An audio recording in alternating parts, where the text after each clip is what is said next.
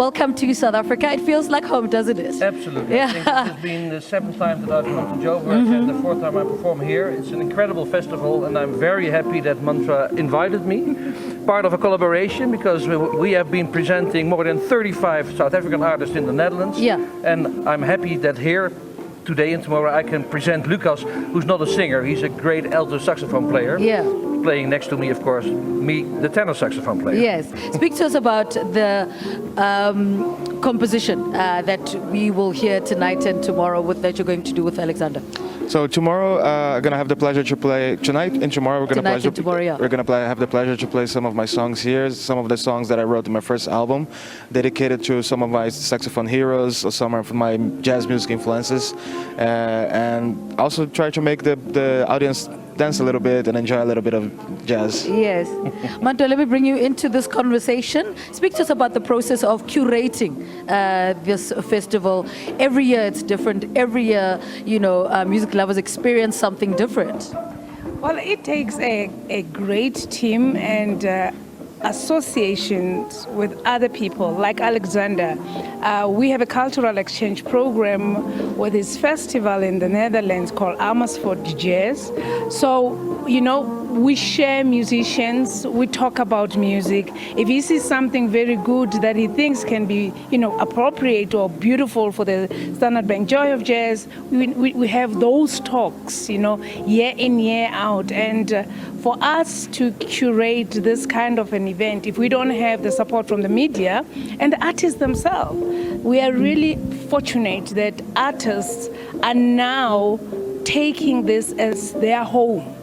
Artists will say, I want to come back. I know I was there 2 years ago, but you know what? I have new material that I want to present.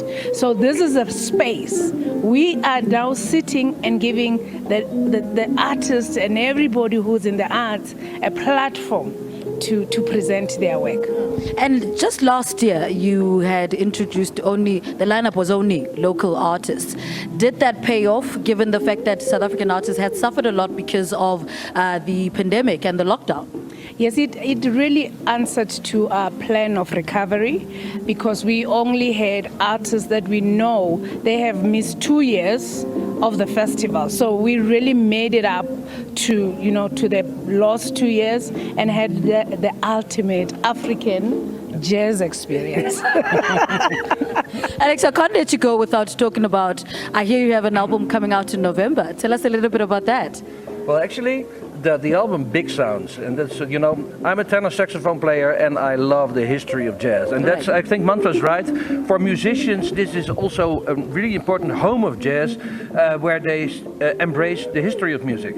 So if you're a tenor saxophone player, for me, I Quebec, Houston person, who I saw here, I think 7 or 8 years ago. So these things are very important to do. At the same time, I was not shocked that she did only an African version of Joy of Jazz, because these South African musicians need to have a stage in the world too. And through the collaboration, so from here they can come to Amersfoort. Bokani Dyer started actually in Amersfoort. Yeah. Zoe Modiga started in Amersfoort. Wanda Baloyi started in Amersfoort. So they were first introduced there. And if Mantra and her team and Amersfoort Jazz can collaborate, we can present Lucas from Brazil to Amsterdam now here in South Africa, and at the same time present great artists, because I love the ecosystem and the musicians here. Yesterday evening I played in Pretoria. We killed it. And a lot of people there, they really love our music, and at the same time the South African artists are really appreciated in Europe. Well, Lucas, I want to talk about the jazz scene in Brazil. Paint a picture for us, what the scene looks like. Well, Brazil, as you might know, is a really big country. We have so many culture mixed over there.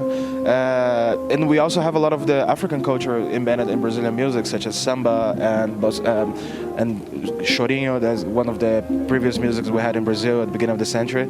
So the jazz scene in Brazil is really diverse. You can find anything, anywhere, at any time. Yeah. Brazil is such a big country. It's almost the same size in Europe. So any part of Brazil that you're going to travel, you're going to hear a different accent of the same music. Right. So it's a privilege to be from there and to spread the music from Brazil also. One of the albums that you released is Ambivalence. Yes. Tell us a little bit about that and how it was received. Yeah, the album Ambivalence was my second album that I recorded with my quintet in the Netherlands, and we had the privilege also to tour around Netherlands and some countries in Europe. And it's a little bit talking about my mental health. Right. You know, like it's an album that I dedicated to explore all the issues that we can have while we're doing music. You know, like I think we musicians, we deal a lot with pressure, with artistic issues, and I wanted to bring that to the audience in a musical way. So sometimes I feel homesick, sometimes I feel happy and sad at the same time, and sometimes I feel like partying. But all of these, they are not separated. They live together in the same person, basically.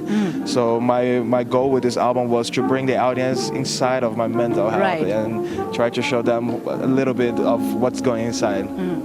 Alex, final touches for tonight. What are you sounding like? The bits and pieces?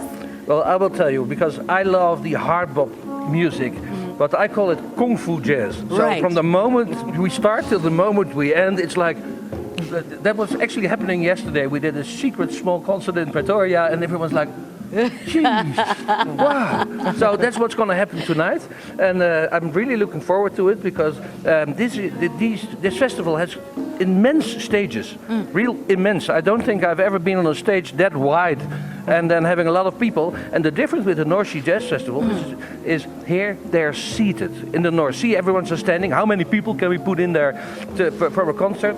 So this is about the appreciation of music and the respect for the musicians. Yeah. So that's, I think, why we have such a long-term relationship, which actually started quickly.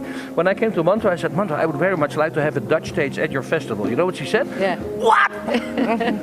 Why? So I said, well, I want to have a South African stage at my festival. Okay. And I think that was 12 years ago. Osman, I don't think we talk enough about the nitty-gritties that go into organizing a festival of this magnitude. Alexander comes with his own spec as well. Herbie Tswaedi will come with his own spec as well. Zoe Mutiga has his own. Speak to us about that process and how much of a headache that comes with it. When you are seated at a certain space and you have teams and teams, there's production, there's marketing, there's PR.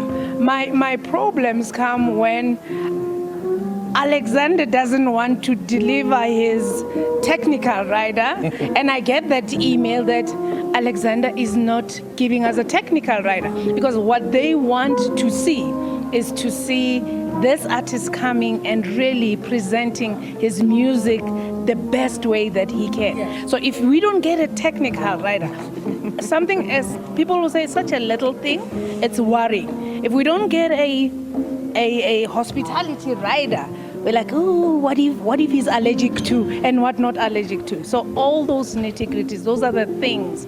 And it's fortunate that we have a team or teams that we've been working with for years. We don't do cut and paste.